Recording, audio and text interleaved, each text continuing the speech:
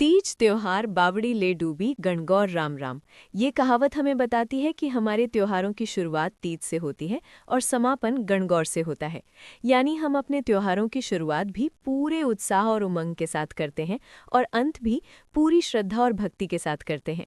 गणगौर का ये पावन पर्व मुख्य रूप से उत्तरी भारत, विशेषकर राजस्थान और मध्य प्रदेश में बड़े ही धूमधाम और पारंपरिक रीति रिवाजों के साथ मनाया जाता है। इस दौरान माता गणगौर की सुंदर सवारी निकाली जाती है और महिलाएं पारंपरिक वेशभूषा पहनकर गीत भजन गाते हुए इस पर्व को मनाती हैं। गण का अर्थ है भगवान शिव और गौर का अर्थ है माता पार्वती, और इन्हीं दोनों के नाम से मिलकर बना है गणगौर।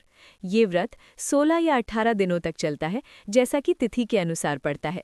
कुंवारी कन्याएं इस व्रत को अच्छे वर की प्राप्ति के लिए करती हैं, जबकि सुहागन महिलाएं अपने पति की लंबी आयु और सुखी दाम्पत्य जीवन के लिए इस व्रत को पूरे नियम और श्रद्धा के साथ करती हैं। गणगौर पूजा की शुरुआत होलिका दहन के अगले दिन से होती है।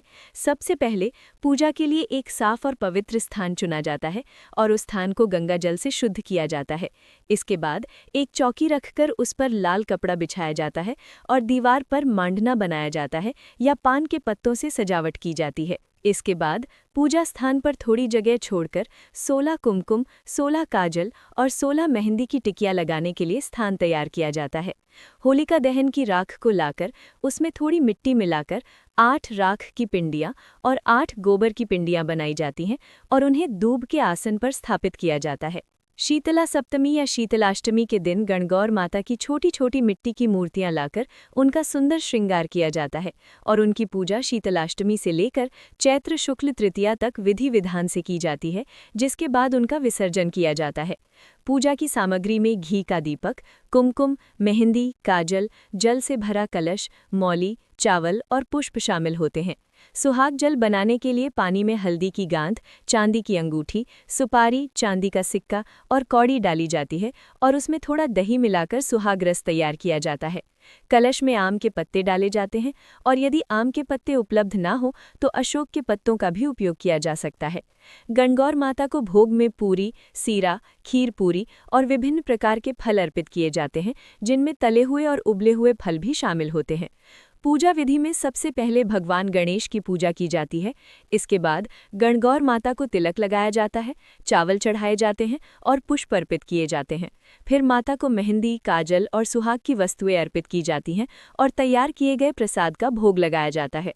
इसके बाद 16 कुमकुम, 16 काजल और 16 मेहंदी की टिकियां लगाई जाती हैं और सुहाग जल के छींटे दिए जाते हैं, जिन्हें रोज देना आवश्यक माना जाता है। यदि कोई महिला अकेले पूजा कर रही हो तो वो अपने सुहाग के वस्त्र का जोड़ बनाकर कमर में बांध सकती है, और यदि 2 महिलाएं साथ में पूजा करती हैं तो जोड़े में पूजा करना अधिक शुभ माना जाता है। छींटे देते समय गौर गौर गोमती, ईश्वर पूजे पार्वती मंत्र का उच्चारण किया जाता है और माता गणगौर से सुख, समृद्धि और अखंड सौभाग्य की कामना की जाती है।